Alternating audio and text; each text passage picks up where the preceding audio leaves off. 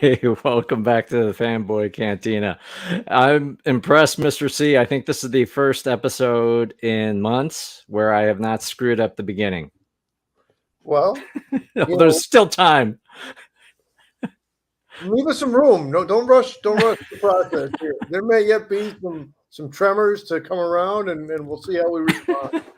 That's right. That's right. All right. So in this episode, I have already screwed it up. See, there you go.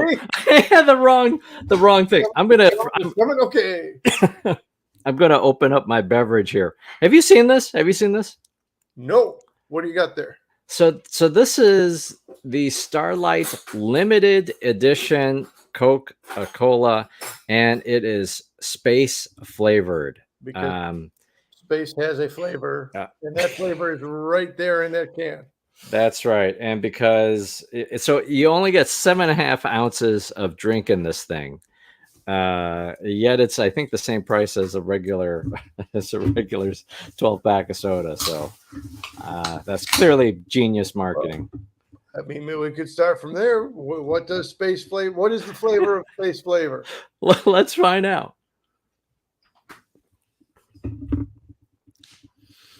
Yeah, I've been suckered here.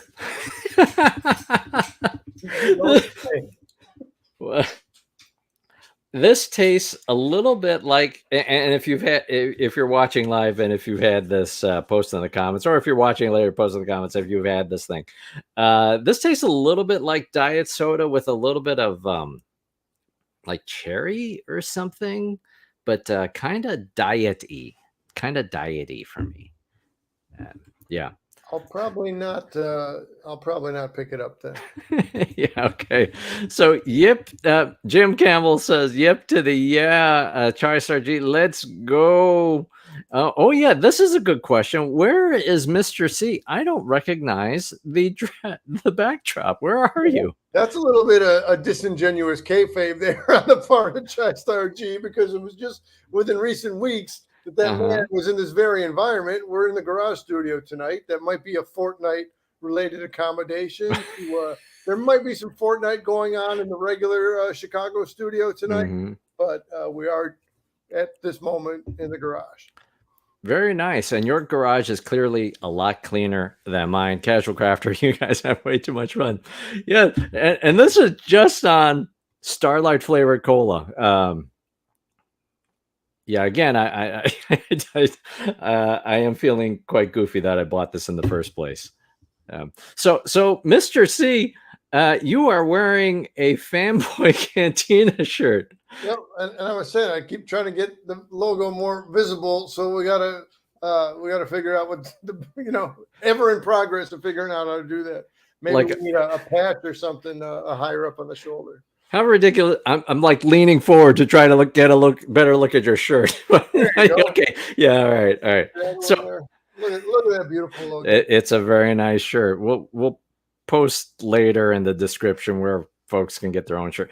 I am wearing a different channel shirt. I'm wearing a Weird Space Friends shirt from and you see, I could just tilt the camera down. Yet I'm doing this from you pull the shirt up and pull the camera down. Okay, for the full experience of it. There we go. So Weird Space Friends shirt from Around the Galaxy podcast, along with Podcast of the Wills. I love this. I had a lot of fun at Star Wars Celebration meeting Weird Space Friends, and so this was genius for me. I had to have the shirt. Excellent. I'll be invested in checking them out. Maybe not right after we're done, but probably tomorrow morning, something like that. I'll give them a. That sounds good. Now, they are, in contrast to this channel that everyone's watching right now, much more professional when it comes to kind of everything, but very focused on Star Wars and stellar guests all the time. So, yeah, very much recommend checking them out. Are we even trying to be professional, though? I mean, we want to be presentable, but we are in the amateur hobbyist kind of a groove. Maybe that's a debate for another time. That's a question for ponderance, not live on the air. Yeah, yeah, and good question. Why do I? Yeah, yeah. I did wear my Fanboy Cantina shirt to Star Wars Celebration, and so I could point to the logo. I'm that guy on Twitter, right? That kind of thing. Anyways. So Mr. C, how are you doing? Pretty good, pretty good. Been doing some outdoor stuff there, trying to set up some maybe I'd like to get the outdoor studio together, but just then you can't control for Outdoor a, studio. a passing car, a chirp of a bird, that kind of a thing. So again, that may be an amateurish, non-professional crash and burn, but we may see in the coming weeks here the FBC outdoor studio. That may go. Wow. Yeah, again, you raise the level a notch with preparedness and everything. This I have a small house here and here in Northern California, and so the kitchen is like right here. My family is having dinner on the other side of the door, but what can you do? So, uh, yesterday, Mr. C, we haven't talked about this. Yesterday, I went to this. Simu Liu is Oh, doing hey. a book tour, and he was here in the Northern California. It was actually delayed. It was supposed to happen. You can see my hand moving here because I can only talk with my hands. But yeah, the show was delayed, and so they finally had it. He finally had it. It was a double feature actually. There was a late show too. I went to the earlier show with my family, and he spoke about his book. We Were Dreamers, and it was a really great talk. He talked about he talked a lot about his parents actually, and he's a Chinese Canadian, Chinese born Canadian, and so he talked about his family, his family's history, what motivated him to write the book, his dreams and aspirations. It was a really great. It was just an hour, but it was a really great session. And he was there with Jeremy Lin, the basketball player. So it was a great discussion between the two of them. Hey, good to know. Good to know. Again, that's something I'd be looking to get the more full story from you when we're not right here right now. Yeah, that sounds good. Chai G says, when you are professional, you wear clothing below the camera angle. Keep it amateur, boys. Yeah, I guess we could go to the wide shot. It's not that hard. It's just like clicking a button, but I'm accustomed to this view that we have here. Anyways, so let's dive in. Let me put up the correct banner. So let's talk about Obi-Wan Kenobi episode 5. And there's only 6 episodes in this series, and this one, like we typically do, Mr. C, I'll turn to you first. What did you think of episode 5 of Obi-Wan Kenobi? Well, unless you're about to throw another curveball, uh, I'm sensing that I enjoyed the episode more than you enjoyed it. Uh, what really got me, the bookends, the it's not really a flashback, but Hayden Christensen looks his age in the earlier on scene of the lightsaber duel, and McGregor looked kind of the same. I don't know if it's because of the beard or not because of the beard, but anyway, so that was real interesting to see the theme play out from the past to the current day of the show. We all have patterns, tendencies. We all have go-to moves. We all work against ourselves sometimes. So it was really interesting, the physical and psychological chess game, the actual duel and the mental duel going on simultaneously. Obi-Wan versus Anakin, and then also Vader coming later on toward the end of the show. Vader versus the third sister, who had been promoted to the Grand Inquisitor. So I really liked the versus element of this episode. So I actually enjoyed it as well. I don't have a rebuttal for you on this one. I have criticized. So if you've watched this before, I have been moderate in my criticism. I try to not yuck somebody else's yum. We try to be as positive as we can on this channel. That said, I have been critical about the writing in the previous episodes and some of the choreography or the cinematography that they have applied, particularly in the previous episode. This one, however, was phenomenal. Phenomenal. I think it's in large part due to the writing. This was the first one. Hopefully, I'm going to click on the right one where we've got Andrew Stanton stepping in as a co-writer on the episode. And Andrew Stanton is known for other work, like he was the writer and director for, I believe this is right, both Finding Nemo as well as Wall-E. And so the extra power that you have with him, I think, is in large part due to the success of this episode. I thought the ability to tell a story where you've got the multiple arcs together, you're able to invoke Clone Wars and a lesson learned along with this episode as well, and a lesson being relearned yet again for Darth Vader or Anakin.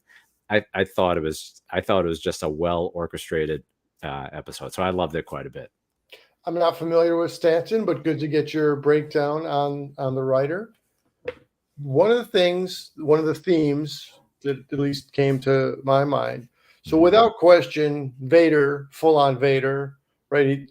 He's looking out the window, seeing space. Maybe he doesn't have a space flavored soft drink for himself, but I just like the whole idea. Like with his impatience, with his let me get there, let me finally get, let me get Obi-Wan. So he's just staring out the window, like getting there as fast as possible, like a kid in candy store. He can't wait for it to happen. So there's Vader.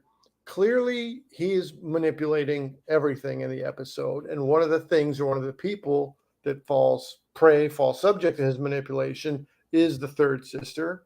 She promoted to Grand Inquisitor. Obi-Wan, throughout the course of the episode, tries to turn her, as did Skywalker try to turn Vader. So it's a recurring theme. I like that they touched on that recurring theme of who's going to appeal to hope.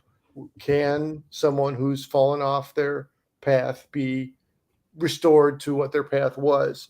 So all that, without question, Vader was manipulating the third sister. But did Obi-Wan, did good old Ben Kenobi make her a sacrificial lamb? Did he also manipulate her? He's like, oh yeah, you can get him. You can do it. You can take him. Let's bring him here so you can finish your business with him. And well, come on. Like, who can take our business, right? Yeah, that is kind of a problem. Did Kenobi set her up to fail, set her up to die, set her up to sacrifice herself? Yeah, probably a little bit. Yes, right there. Jim Campbell writes in the comments, just don't understand how Reva thought she could stab him in the back and kill him. That's a pretty bad plan to stab Darth. Yeah. And we've seen in what is it, The Last Jedi, there's different ways that one can use the lightsaber. Kylo Ren just bam, gets the Praetorian Guard in the face and then puts it back again. Lighting up the saber, getting the swing might be telegraphing your move a little bit, but I really enjoyed all of the Reva story. Really, I have enjoyed her as a compelling villain, maybe a little cartoony in the last episode. I'm gonna get you, my pretty, kind of, I'm gonna torture you to death, whatever. A little bit much, maybe, but that just how they were able to complete the arc. Right, you see the slaughter of the younglings in the very first episode. Now we invoke it again, and now it explains Reva's motivations, and I think it's really. I thought it was really interesting. I really like her character. The tragic slaughter of the younglings is clearly a key moment in the timeline and the plotting the points across Star Wars historical moments. Clearly, the experience stayed with Riva, third sister, Grand Inquisitor, her whole life. And she, in the earlier episodes, right, was a loose cannon, was a lot similar to Kylo Ren. Not much impulse control going on. That was reflected in her fighting style. And again, it was largely a one-sided fight because again, who is going to take out Vader? Mm-hmm. Arguably, no one did. Right? Vader died undefeated in lightsaber battle from the time he was Darth Vader. That's a good point. Oh, go ahead. No, that's a good point. That's a good point. I had not thought of it that way. So she had a very savage, desperate approach to her fight. She didn't stand a chance. And again, that fight choreography was really different from the poise and the psychological into the physical manipulation that younger flashback Ben Kenobi perpetrated on Anakin before he became Vader. Yeah, I really enjoyed how I think there's a George Lucas expression about how things kind of rhyme with Star Wars.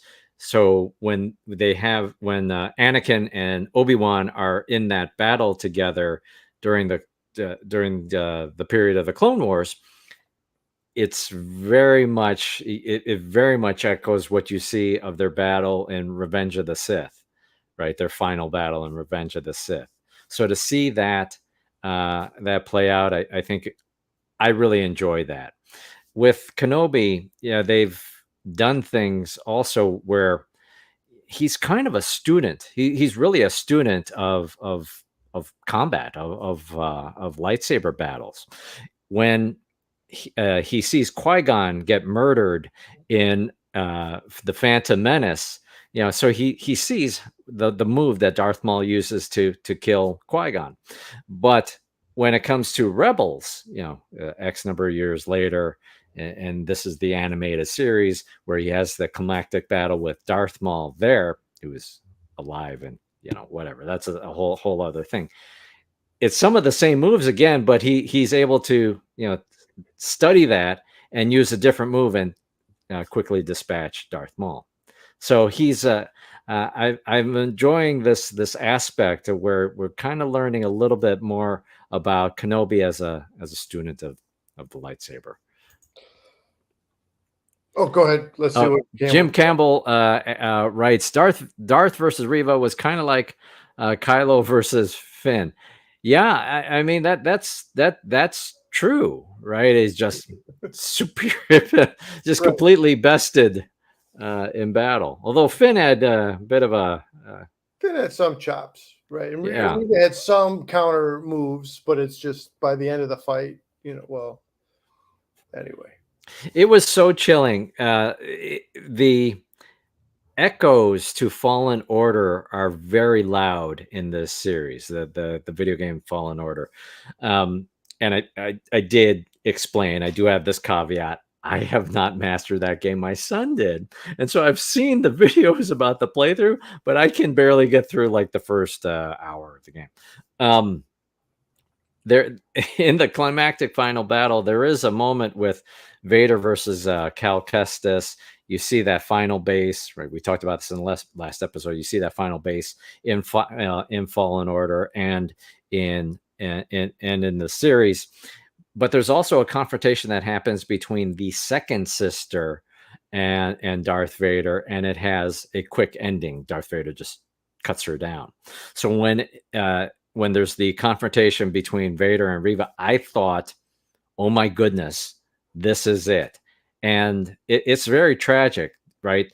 You see it from her eyes that she saw Anakin slaughter her friends.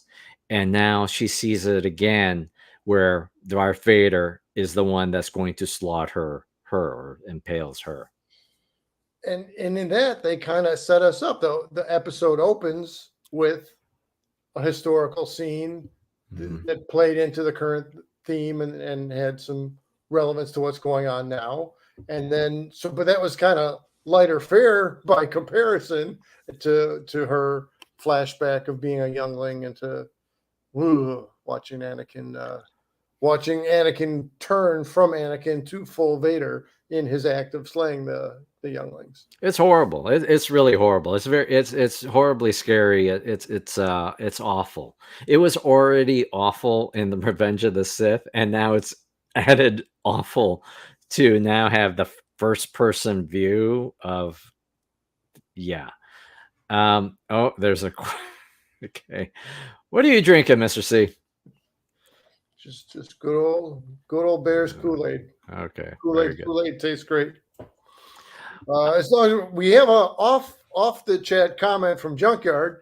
Junkyard says he's watching on the TV, and he's no Kenobi in his preparation. He's more like us on the amateur level. Okay. And he didn't realize in advance that by watching on the TV he couldn't drop a comment, but he did want to say so far so good. He's enjoying the show tonight. So thank you, Junkyard. Okay, and the Mandarin has entered the chat. The Mandarin has arrived. That's right. Fanfare. Play the trumpets. We got Mandarin. Thanks for hanging out, the Mandarin. Always a pleasure to have you here. Just looking at my notes here. Yeah, there was a criticism. There's been a lot of criticism about Hayden and how they didn't de-age the character here. What did you feel about that? How did you feel about that? Well, if I was going to go out of my way to nitpick, then I would share that criticism. But I was doing that to the screen. Did they de-age him? Is he? Does he look his natural age? So they didn't invest the money, and I don't need them to de-age everything. I got the idea. Yeah. He's the age he is now. He looks like he looks now. McGregor, again, maybe it's the beard or because McGregor was already, whatever. Leave it play. It was a valuable scene. Yeah, it worked for me. I'm glad they didn't. So again, for consistency, I want to call myself out for any kind of moments of hypocrisy. I complained last time. Maybe not complain. Maybe it was complain where some of the visual effects look like video game cutscenes. That it did not fully work for me, and actually took me out of the episode a bit. In this case, I am glad they didn't apply visual effects or not significant amounts of visual effects to de-age Hayden Christensen, because if you think about other instances where they've done it, in Mandalorian season 2, right, where you see Luke at the end, it's a little bit off. It's a little off, but also de-aging Luke for that moment made sense to me because of the time. Oh, sure. And they were both relatively shorter scenes, but and I mean, this doesn't really fit into the writing necessarily, but just as a viewer, again, Hayden Christensen didn't have the best of all around reactions, as went the reaction to the prequels. Some people are prequelists, some people are into the prequels. Plenty of people found plenty of issue with the prequel, and in doing so, Christensen didn't get the same recognition that your Harrison Fords and your Luke Skywalkers, your Mark Hamills had in the 70s at the and time. early 80s. Yeah. So let this guy be who he is right here, right now, and act with his voice and his body and his face, and let him have some screen time, because it's fitting for him to have some screen time as his own self. He's already got to be under the Vader mask, and he's already got James Earl Jones plucking his voice, as should be the case, right? We do want James Earl Jones's voice to present as Vader, but let Christensen have something here. I agree. I agree. After getting this far into the series, I was worried that if you have the talent of Hayden Christensen there, how can you not have him have his face present at least?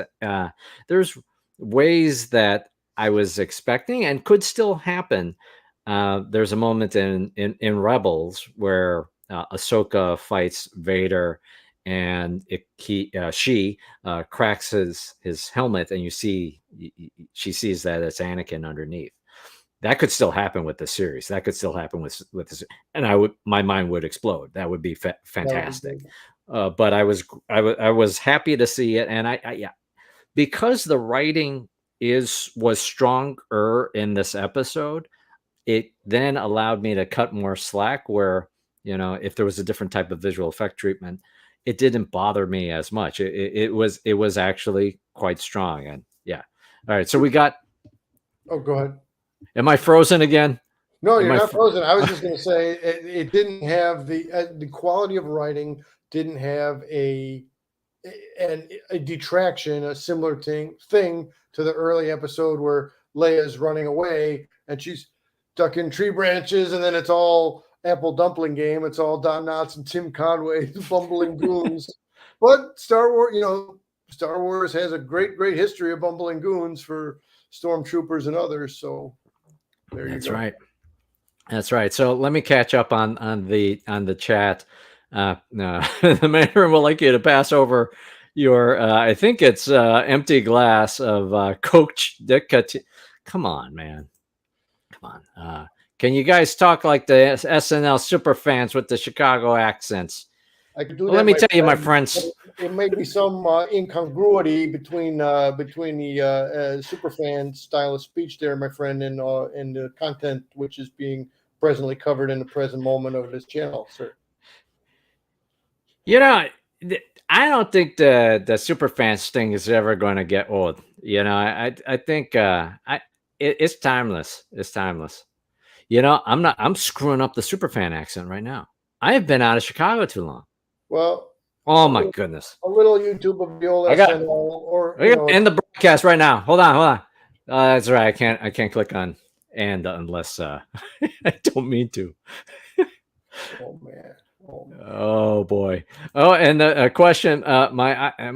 Yes, my shirt. Yes. Okay. So you missed it at the beginning. It says "Weird Space Friends." This is from Podcasts of the Wills and Around the Galaxy podcast. This is their shirt. Mr. C able to wear the proper this channel shirt because I have problems.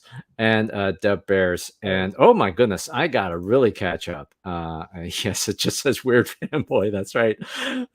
Yeah, okay. And all right, so we're caught up. See, it's the banter, it's the layers of banter. It's a beautiful thing. I love as a device the Alamo. I love the Alamo. I love the climactic battle, the trench warfare. It's all coming down to this space. So I really enjoy that as a plot device, or as maybe it's a trope actually, but I always enjoy that type of thing, and I really enjoyed it here. The sacrifice of Tala. I think the droid is Ned 1. Doing the Terminator kind of last stand thing. That was heartbreaking. I watched this episode twice, and it got to me actually. This one really got to me. This episode. For a non-speaking droid, he's not articulating things like 3PO, or he's not bleep bleep bloop bloop like R2. But yeah, I mean, they put some personality in his face. And on the Christian Harloff channel, Harloff referred to him as a Lou Ferrigno bot because of his size. And I'm thinking, oh, there goes Lou Ferrigno trying to shelter Tala in her last moments. Or maybe he was just buying her time to ignite the bomb. Or do they call them detonators? Is that like a Boba Fett detonator? Anyway, I think it's the thermo detonator, but yes. Yeah. So sad but necessary within the story. Now, as far as then the fake out getaway ship and then the real getaway ship. Yes. So I think this is the case, but I'm not sure. So I'm asking, and our viewers can chime in live or chime in after the fact. Vader force pull brings the ship back, right? We know that Luke's size matters not. That's the degree to which one utilizes and believes in the Force allows for the force pull, the pseudo telekinesis to work out. So is it that that's a really draining thing, and then you can't get right back in there and pull down another ship of that size. Is that what allowed the second ship to then be able to take off? I believed that, or the story that I told myself, that they had distracted Vader enough with that tactic that they were able to get out of reach from the force pull. So by the time he looks up, the ship is now further out than the ship that he had pulled down.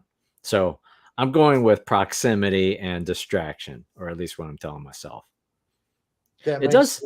It does seem, but when Yoda lifts the X-wing out of the swamps of Dagobah, he is he is tired, but he's like 900 years old. But yeah. yeah, so I assumed it was the proximity.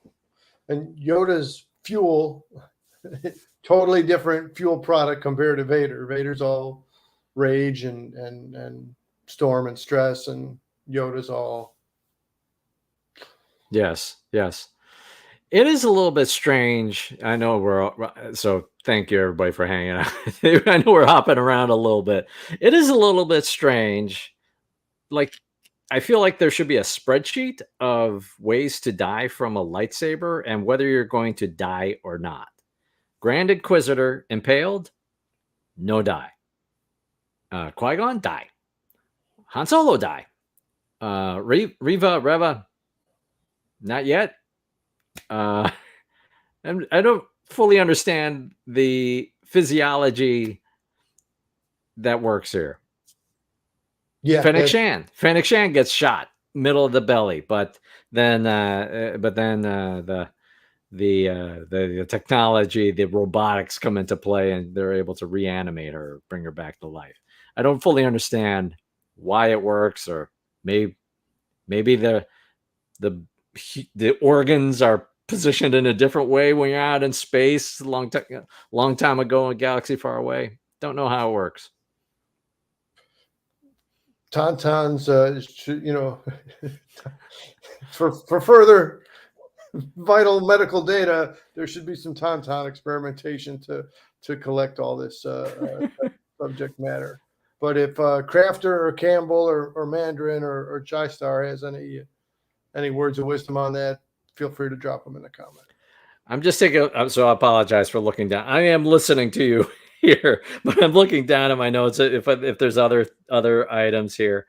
Yeah, I really like the Roken character. I hope we get to see more of him as a figure in the rebellion, or in future series. I'm interested in whether there's going to be a second series, a second season for this, or are they just going to end it?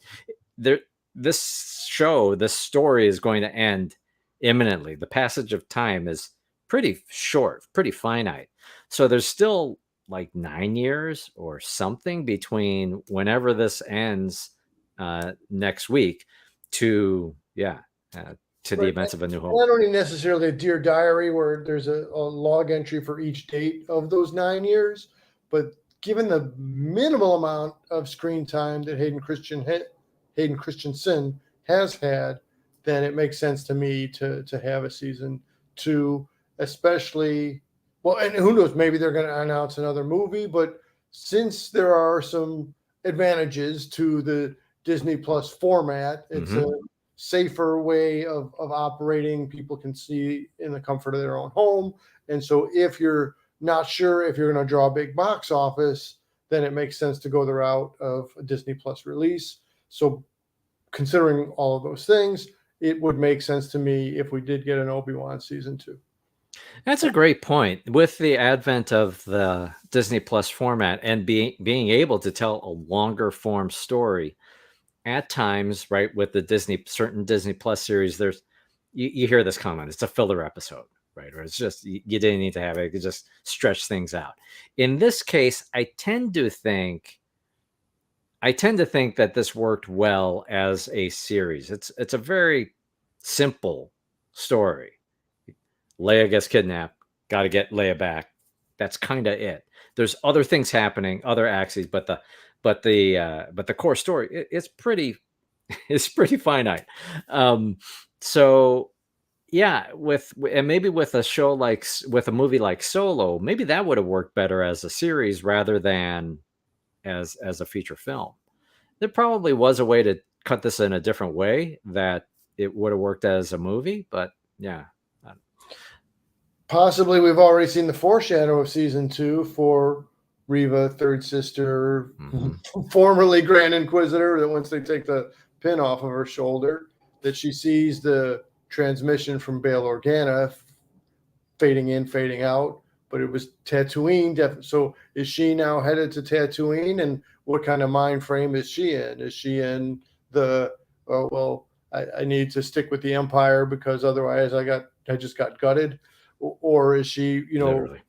is she now like Vader in the lava pit without the high ground? Is she looking to find a way to strike something against the Empire, or is she even going to connect the dots? I don't think she necessarily knows that Luke is there, or the significance of Luke, but maybe she'll start to piece things together. Oh, yeah, I think it's pretty obvious, the pieces, right? Because she heard enough that Owen and Riva meets Owen in the first episode, so she already knows that connection. I don't know, maybe it's a really common name. Maybe she was bumped into a lot of Owens. Don't know. Seems like the Star Wars universe, even though it's really large, kind of small somehow, a small world. So I expect that she's either going to come back to, she's somehow going to find her way to Tatooine, or and then the question will be friend or foe there. Just looking at time in my notes. So with the next episode, what are your predictions? I do expect that Riva is going to go to Tatooine. I think that's pretty obvious. I would expect we're going to get that Qui-Gon commune thing, right? And now we will have completed Kenobi's arc, where he's lost, right? He's lost touch with the Force. You can see his struggles in regaining purpose and connection to the Force. And so now I think we complete the arc, and that will push him even closer to being able to do that final lesson from Yoda, being able to communicate with his master, with Master Qui-Gon. So I expect that to happen. Do you think that Riva's going to make it through the end of episode 6? I do. I think because she's a well-constructed character, coming back to our earlier pontification, I think there's more valuable screen time to get out of her. So for that reason, I do think she's coming back. And as you call for prediction, I don't know if it's necessarily a prediction or just what I would like to see happen. But so Qui-Gon has not shown up yet. Only one episode to go. I would imagine he is going to show up as a Force ghost, and I guess they could write it where that scene doesn't occur. But so now, as you're asking, just here as I'm thinking about it, I would like to see Force Ghost Qui-Gon interact with Anakin. That would be good. That would be good. Yeah. How does it work? I don't know how it works. Yeah. Catching up in the comments, Darth Maul got cut in half and lived. Yeah, that's a good point. Yeah. You got the Steve Austin treatment there, got a little Bionica-sized. I wonder if the physiology is so different that if you can have a top half Darth Maul, is there like a bottom half Darth Maul running around? You see an Onward, right, where the pants is just walking around, and maybe there's a multiverse bottom half Darth Maul where the top half is I don't know. You can post in the comments what you think the top half would be. Pull with the Onward reference. Maybe only George Lucas and Ray Park know the answer. You know that waving hands guy, outside the car dealership? You attach that to the bottom half of Darth Maul? Wow, that'd be different. That'd be real special. The Mandarin, Mr. C revealed that he is in the garage without the attractive backdrop. We're not a garage band tonight, Mandarin, but we're shooting in the garage. And there was a little bit of concession to some Fortnite that may be being played real close to the regular Funko backdrop. See, this is what I'm saying with the comment with the lightsaber. It seems like it instantly seals whatever it cuts, and because it's essentially a hot laser, so no blood loss. But nonetheless, some folks die, and some folks don't. Some folks don't. It's okay. It's okay. I don't need to think about it that much. I am still having fun. I'm still enjoying it. It's just kind of different. Good use of cauterize though. That's exactly what the process is. So yeah, yeah. Yeah. No, yeah, Mr. C is not in the porta potty. That's some quality backdrop there. All right. So wow, we're 41 minutes into this thing. Any last comments before we wrap on Kenobi and talk about Ms. Marvel? No, let's just after we finish Ms. Marvel, let's save a little minute to give Crafter a little shout out. But I'm good to jump into Ms. Marvel. All right. So let's hop. I don't know why I bother Mr. C in pulling images when pretty much I never use the images when we talk. But now let's move over to Ms. Marvel episode 2. Crushed is the name of the episode. I am really enjoying this series. Mr. C, what did you think of episode 2? Here's my clumsy transition. Oh, okay. At the end of the episode, Obi-Wan Kenobi, my only hope, had the look of despair and defeat. He was no hope Kenobi in that moment. So hopelessness was being expressed. Now, conversely, you come over in the House of Marvel and you put on the Ms. Marvel show, and instead of showing full-on hopelessness and full-on defeat, this was a full-on John Hughes episode.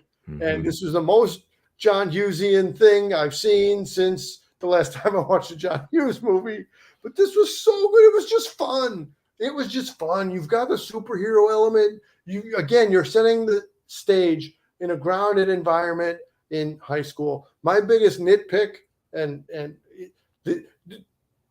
I understand it's for filming purposes, but show me even in a really in an affluent district, most your high school counselors aren't going to have an office of this size. So that's my only nitpick. Other than that, if I can suspend disbelief for the size of this guy's office, but again, he's got a great banter.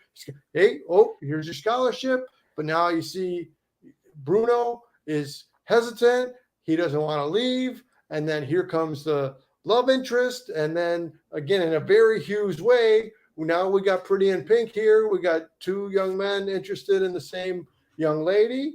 And then we got a classic Motown song, and we got some dancing. And I could not help but to enjoy this episode.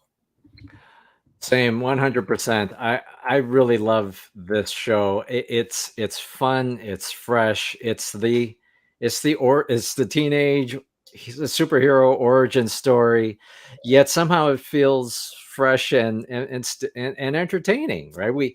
We've seen this origin type of thing many times before, right? We've seen it with Shazam. We've seen it with Spider-Man. We've seen it with Spider-Man. More than one Spider-Man.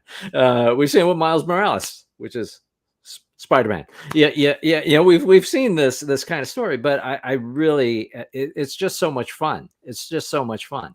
The artistry, the pacing, the writing, it clicks on all levels. I just really enjoy it. Yeah, and what is this? Okay, I don't know what that means. Yeah, all I got is the same background, which is this helmet that sometimes moves around. But anyways, the Mandarin says, "Happy Big Poppy Day to you both. Have a great day." Thank you, thank you, right Mandarin. back at you, Mandarin. Thank you. That's very kind of you. Thank you for that. I'm also very impressed by how they're able to introduce. We talked about this again last episode, the echoes to My Big Fat Greek Wedding or Bend It Like Beckham, right? And so we're learning more about the Muslim and Pakistani culture here. and it's being done in a way that I feel is not preachy and is actually very engaging in how they've approached it. It's we learn. I mean, whenever is there a talk about the partition of India? Ever? And the way they threaded the needle, they just came in and didn't go over the top and just said Britain left a mess. It used to be all one nation. Here comes British Empire, messing stuff up all over the place. British Empire, we're going to go to Ireland. British Empire, we're going to go to India. British Empire, we're going to go here. We're going to go there. But they didn't make it over the top, but they slid it in. They didn't underplay it or overplay it. It was just right. It was a nuanced touch. It was really, really well done. Yeah, it was tremendous. It was tremendous, and it's not, again, not preachy, but you want to learn more. You want to learn more about that part of history. Total sidebar. So that one time I was my first time on a cruise, actually, and I hate cruises, by the way. It's just not for me. If you like cruises, it's fine. For me, it's just not my thing. So we're was this before? It was, I think, before kids, actually. And so my wife and I were on a cruise, and it's a kind of a family reunion thing with my wife's family. And there's this couple that we're sitting across, because you gotta like meet people in this thing. They force you to like sit with other people. And in this case, it was like some odd mix up odd situation where there was this couple that we hadn't chatted with before, and uh, you could hear that in their accents that they were that the Russian dialect was their thing. And so we start talking. Like, at that time in my life, my Russian was a little bit better than it is today, and so yeah, it was interesting. But they weren't actually Russian; they were actually, I think they were Georgian. And I feel real bad here because I'm botching part of history, my knowledge of history. But this couple, or the husband, told the story of how he fled from the Russians that were taking over this part of the country. And as they were fleeing over the mountains, they were seeing these crosses. He remembers seeing the crosses of people who were dying in this as they were trying to flee. And it was just a astoundingly powerful moment, right? You're in this chaos of forced entertainment, right, on a cruise ship, and now I'm having a real moment with somebody who's a refugee and still traumatized by that. So now I take that memory and apply it as, I like bringing it real heavy in this thing, right? So, but in that moment, you can see there's a moment that the mom she's struggling. She's struggling. That trauma lasts. That you can't. That trauma lasts. So I give them tremendous high marks for being able to tell that story in a way that's not preachy, that's interesting and engaging. And I loved it. I don't love the partition of India story, but I love how they're able to do this. Right. And then it ties into why this specific set of parents may be at times on the overprotective side of their daughter. Mm-hmm. I mean, there's many elements that Yeah. go into that, but this is clearly drawn into to be one more obvious clue. Well, no, that's great. And now I'm going to go another tangent with my Simu Liu story. So his parents are Chinese. He is Chinese, and or Chinese born. They fled they fled China so that the mom could get a proper education and have a future. So and I still have not read the story, the book yet. I just got the book yesterday at this event, but it's powerful in that the Asian American or Asian Canadian experience in a particular generation is there's a lot of bad stuff that happened, right? There's a lot of bad stuff, and so here with his own parents fleeing the Cultural Revolution and trying to have a better future for their kids. It's powerful, and then you translate that they went through all of these risks, or you try to translate that they went through all of these risks from their personal lived experience, and then for their kids trying to be overly protective so they don't have risks. It's just a fascinating, not a paradox, but it's a fascinating, Position. yeah, that's the better word. Yeah. Wow, this got real heavy real quick. I also really, and I'm also really enjoying the reflection or the explanation of the Muslim identity and the Muslim culture. Think it's really fascinating. I do have Muslim friends, but I can't profess to being an expert in the faith or knowing all of the culture. And so I found it very interesting. Again, not preachy in how it's handled. I also like the character of Nakia telling the story of being multi race or multi ethnicity and not being able to fit in either world and having to find her own path. That that is that is again another type of thing that I don't think I've seen in pop culture, really, or at least not, definitely not in the MCU. So I give them high marks for the stories that they're able to tell in an engaging way, and still at its core, this is a superhero story, and I'm all in. I'm all in. Paraphrasing, she said something to the effect of she's too white or too ethnic and Mm-hmm. never would be, and then, but she, after that, her comments reflected on having gone through those experiences of one side perceiving her as too white, the other side perceiving her as too ethnic, that cauterized her identity for herself, and she's like, okay, I got to be who I am, and that's all there is to it. But that's Yeah. an ongoing journey to participate in. It's again, really good writing and really good choice of a topic, choice of a theme to express on the show. And the message is of how there are those differences, that it's still done in a way where you can see the commonalities, like where they're going through the festival and you can see the various different cliques or the groups. Like you and I, we've been to church gatherings and other things, and my church is up the street over there. It may not be the same groups, right? But nonetheless, you still see that there's the different kind of, okay, here's the Insta click, group, or here's the converts, and here's, in my case, it's a large student community, so here you got students.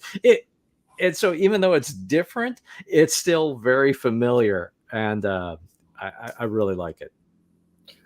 Shades of anything else that's showing a group of different cliques or Yeah. different subgroupings. So again, that was really neat to have that. Is Cameron friend or foe? He's Nick Fury, man. He's coming in here like a spy. But anybody who can flip a British accent to a Pakistan first language speaking English accent on a dime like that. So let's find out. I have no comic reference in my own knowledge or in my own pickups to be able to identify this guy did this in the comics, so I expect him to do this on the TV. I have no idea, but that was a good cliffhanger at the end. And here's my mom. But is it really his mom, or is he just saying that, or what's going on? Right? It's many are the mysteries with this episode too on Ms. Marvel. As you know, I have a massive stack of unread comic books. Oh yeah. I have from you for Christmas the Doctor Strange trade paperback, Yeah. literally on my coffee table. Right. It is there right now, on top of the Secret Stash book. Because the time we talked about the Doctor Strange movie, that might have made some reference photos or topical point to speak on, but hey, that's all right. And I'm pretty sure when we talked about it, you gave it to me so that we could talk about it later with the Doctor Strange thing. Might have possibly been exactly my thought process there. I assure you, It is not in Goodwill or anything. It is freshly on my coffee table. The doctor Uh, is in the house. yes, the doctor is definitely in the house. The doctor is on the table. Well, other things that we should talk about. Oh, one thing. It's interesting also that you can see the reference to a little bit to profiling that'll happen with this. Whoa, what's going on? You can hear the little bit of the reference to profiling that's going to happen. You kind of see with that agent that um, yeah, not a great person. Um, yeah, but I don't know where this series is going to go. I don't know where the show is going to go. Well, me either, but I'm having fun watching it. I'm having a So great time. I'm looking forward to next up.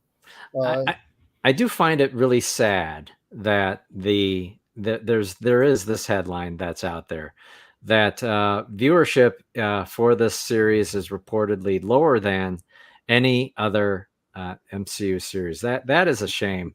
I think that the timing is not great, where it's the same night as Kenobi. So I think that I really don't understand that approach. Having it on a different night, I would think that the metrics, the KPIs, the KP key performance indicators are about repeat viewership rather than that I'm going to keep somebody watching for 2 hours or two shows in the same night.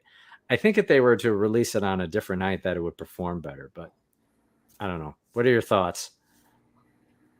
I was unaware of the ratings, and I kind of, yes, that's a thing. It would be great if they were better established ratings, but I'm gonna like what I'm gonna like, Yeah. So I kind of don't.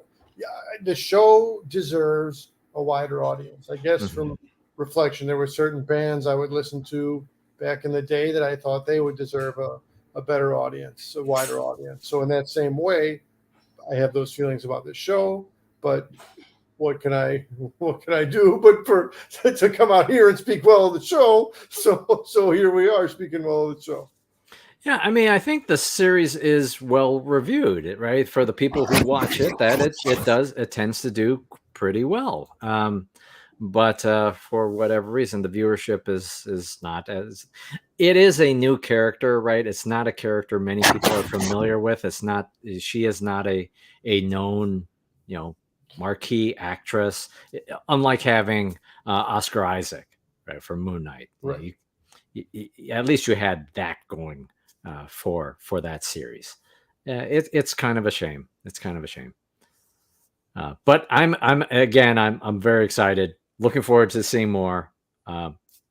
Yeah, and I am also going to be sad when Obi-Wan Kenobi ends later this week, next week. All right. Well, if you're watching and if you have other comments, please post them in the chat. Would love to continue. But anything else that we should cover, Mr. C?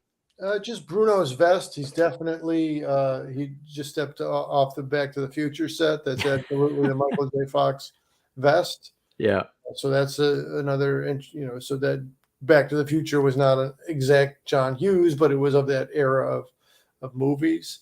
And then it's interesting to see. So what's the mystery with the great grandma? And then sometimes the visions come with the powers, and sometimes so that's another good rising suspense going on with that. And then just my only other thought was earlier when I'm watching the show with the wife, and she made the good point that didn't occur to me. So the bangle, the bracelet, not the Bangles, but the not the band, the Bangles.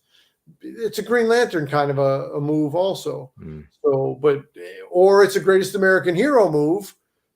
Either the power ring or the power suit. You got to learn how to use it to step into it. So that's a specific nuance within the learning of the powers setup. Yeah. Now the learning of the powers thing it is a trope, but it was well done here. I felt the visual effects were a little bit funny at times, or just how it appeared when I watched it on TV. But yeah, I'm glad the kid survived the fall. Yeah. Junkyard says Ms. Marvel equals raising Dion. Well, I'm not sure which show that is, but a well done kid show with diversity and critically loved, but canceled.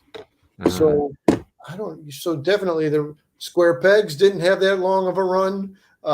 Freaks and Geeks didn't have that long of a run. So maybe there is a certain, nuanced, niche, limited appeal that Ms. Marvel's going to have. But be that as it may, I'm enjoying the show. Yep. Jim Campbell says, "Are the Bengals like Shang-Chi?" Sorry, I'm driving. Yeah. Yeah. 10-2, pal. 10-2. Steer the ship.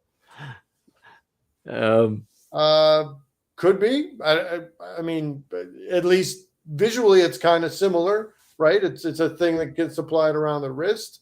Is it some kind of historical similar power source in its origin?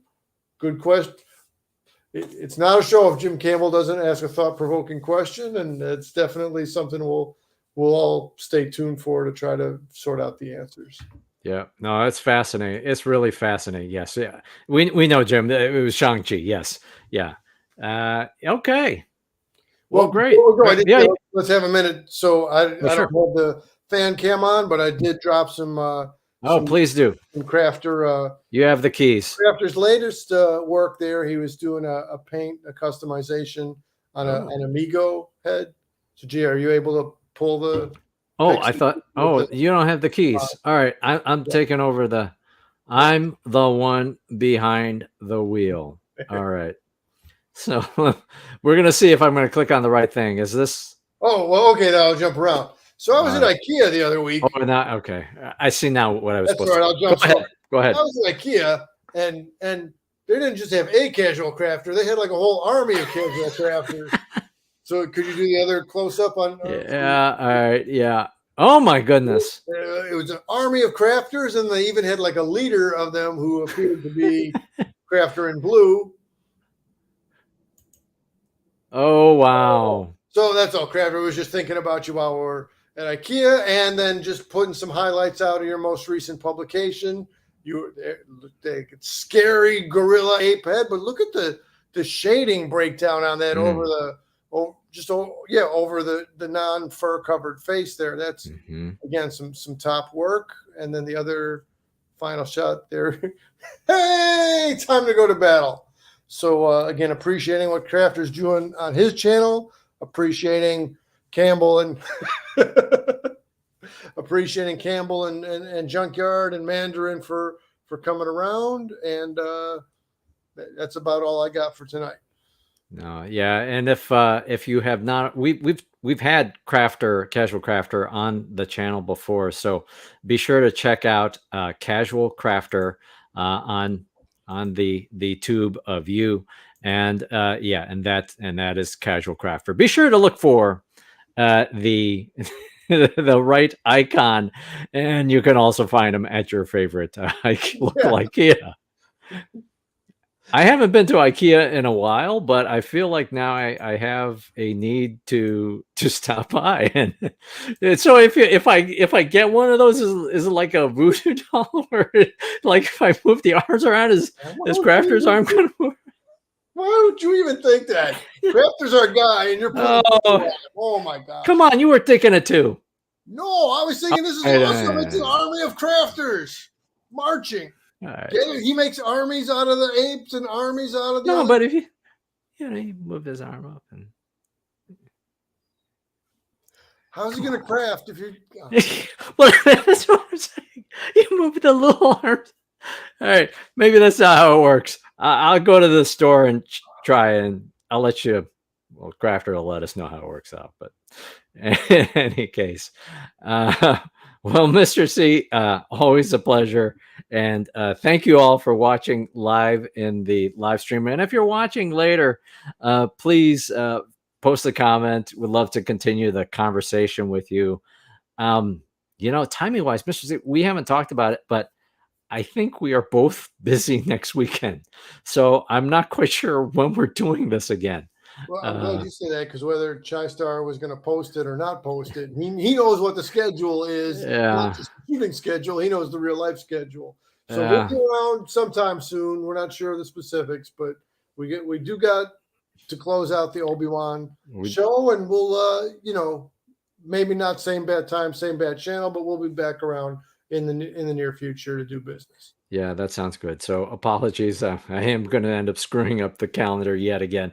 So yes, so that's what we're talking about, Chester G. I'm not quite sure when the next live stream is, but that's why you should hit the subscribe, hit the notifications thing, and also be sure to keep on track there, because I have screwed up the timing of the live stream repeatedly, including this one. So the fact that you are that anybody is here is a privilege. So thank you. All right. Well, thank you so much, everybody. As always, we appreciate you. We appreciate the time with you. If you're a dad, happy Father's Day, and we'll see you again soon. All right. Thanks for watching, everybody. Take care. Good night. Thanks so much. Hit the like, hit the subscribe. This has been the Fanboy Cantina. Good night.